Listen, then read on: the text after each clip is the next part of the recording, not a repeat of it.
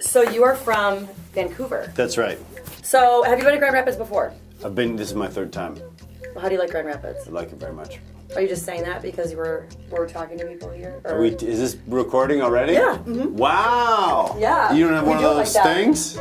Like what? You know, where you click the action? This is the news, not a movie. Oh, you're right. I'm used to being on huge budget films. Yeah. So, I do like Grand Rapids. The club is good. I'd base cities on if I enjoy performing in the club. And I like the club, and I like Madcap Coffee, that coffee shop. Have you ever been there? I have not been there yet. I just moved here, so. Oh, really? I have not been When here did you move there? Here? Or there? Mid-August. Oh, wow. Mid-August, It's brand new. Okay. So, and I live like 3 blocks from the comedy club. Oh, I actually cool. heckled them last week. I won't do it again, I promise. That's right. I won't be there this week. I'll be there tomorrow. Oh, you two know each other? Yeah. Oh, Yeah. that's why I'm getting that vibe between you two. Oh, yeah. Yeah, it's such a vibe. No, but I actually came, what was it? When Julian McCullough was here. It was the first time, because when I first moved here, I was like, okay, let's see what's in the area. Saw that there was a comedy club, and I was like, holy cow, I live like blocks from it. So went there the first night, or like the first weekend I was here, met everybody, and then I was like, we got to get you guys on the news. Yeah. And so, because I know you guys kind of do like a little media tour in the morning. Yeah. So yeah. Very that's tired. why. Oh, Yeah. cool. I Yeah, know. Garrett's a little bit tired. Yeah. Yeah, poor thing. So as far as your comedy, Yes. watching you, very funny, by the way, so go see him. You do a lot of audience interaction, which is kind of, to me, as a comic, that's kind of, what would be the word? Risky. Yeah, and it varies. Like I'll do a show where I'll do more improvising with the audience than other shows. But like last night, it was pretty minimal. But tonight it could be a different thing. But yeah, it's fun because you're really truly in the moment, and that's sometimes a problem with jokes. Is you've said a joke a bunch of times, and maybe it's hard to get back to the place where you first said it. And riffing with the audience, you're always like completely in the moment, completely in the room, and then the whole crowd is part of the show. It's beautiful. Well, there was actually a clip that I watched too, where it was you were reading the transcript. Oh, right. Your breakup. Yeah. And you call just this random girl who it honestly, when you watch it, it's hilarious. But as I was watching it, I'm like, there's no way this could be random. Like, this girl can't be this. Like, this can't be happening this funny. Yeah. But it does happen, though, right? Yeah, no. There's a couple. That clip is online a couple places. One place was for the Pete Holmes show, which was Conan's company had another late night show. Yeah, and I just said to the producer, I'm like, can you point out like 3 women in the audience that can speak English? Like, make sure they speak English.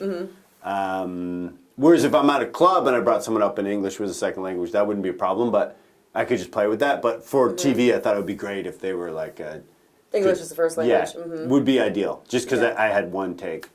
Yeah, so he's like, she's an English speaker, so I brought her up. It's a funny skit if you haven't watched it online. It's hilarious. I might do it this weekend.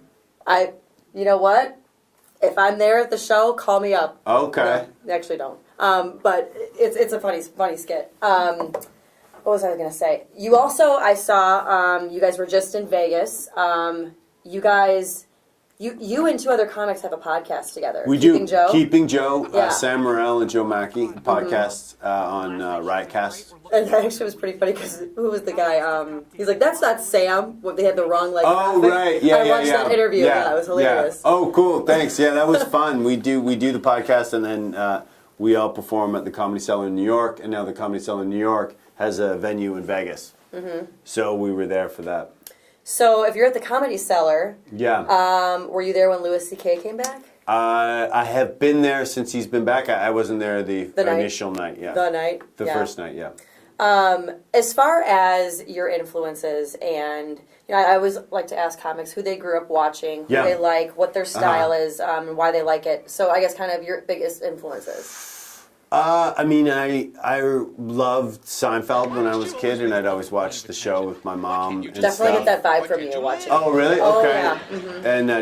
yeah. David Tell is an amazing comedian who I get to see all the time at the Comedy Cellar, and yeah, I mean those are 2 big, and they're very different comedians, but they're 2 big influences, I would say, for sure. Which is, it is funny because in some of the some of your stand-up too, you can see a little bit of a David. It's just funny when you see comics and they have certain influences, and it's like, I can see where they get it. Jokes, and like Mitch Hedberg, who unfortunately passed away, but I just so many jokes. I love that. Mitch Hedberg was one of the first, like, you know, like those little, like, what was it, the half-hour specials on Comedy Central we used to have? Yeah. He was the very first one I watched. And I remember I was like, this guy is so stupid. He's, like, funny. But because it was just, you know, like... He was great. And his special, that special got played a ton and really got his name out there. But, I mean, it was one of those things where they were so stupid... I mean, like, what was the one where he's like, you know, I went to the store to buy a candle holder. They ran out, so I got a cake. Like, it's just it's a great stupid joke. Great joke. But, or, you know, or the one where it's like, brilliant. Yeah, he's like, I saw a wino holding a sack of grapes, and I was like, dude, you have to wait. Yeah, you know, like, that's good. That's good Hedberg delivery, too. But, I mean, it's one of those things where you see him, and he was a big he made these his. amazing observations, And then did tons of... When I started comedy, I started in Vancouver. Zach Galifianakis was living there and perform doing a television show and performing. And he would perform. I was just starting out, so I was doing kind of like, you know, some of the worst shows in town, these little like open mics and stuff like that. And he would shoot his show all day and then come and just do shows and stuff like that. So he was an influence too, because he was so funny. And he would make anything funny and just, you know, riff and do all these things. So would he play the piano? That was really inspiring. He had one of the venues, he had a piano, so he'd sometimes play. And, he would kind of just use everything. He'd, like, leave the venue with the microphone and do stuff on the street so you couldn't see. Like, he was really... you just hear it? and it was a big influence because I was like, wow, it was so creative. And you're like, oh, okay. So it's more than just... It can be more than just standing on stage telling jokes. And you know, being a stand-up comic, it's not easy.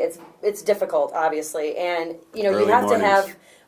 you have to have this creativity, you know, to be able to see things the way that nobody else does, or not everybody does. So I guess kind of how do you channel like that inner creativity, and like I guess kind of how do you write your stand-up to, you know? It varies. Like, I mean, different people do different things.